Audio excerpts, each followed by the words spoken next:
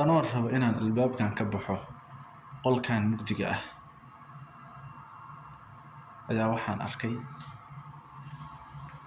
daqsiga yarka ah oo ujeedaan malaynaya. Daqsiga yarka ah wuxuu u baahan yahay inuu meeshaan ka baxo. Inuu meeshaan ka baxo wuxuu u muujiyay dadaal aanan caadi ahayn.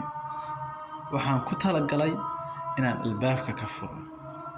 Waxaan isweydiiyay marka daqsigaas haddii uu darbiga mugdiga isaga dhigi lahaa ma ka fakari lahayd videogaana ma ka samayn lahayd mana isku taxaluujin lahayd inaa albaabka ka furtid.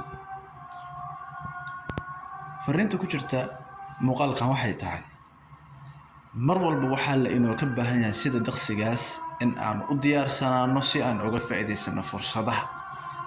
Waayo qofkii diyaar ah oo mar walba sida daqsiga albaabka taagan waxaa la hubaa in uu helayo fursad uu ku xoroobo waxa uu rabana uu ku helo.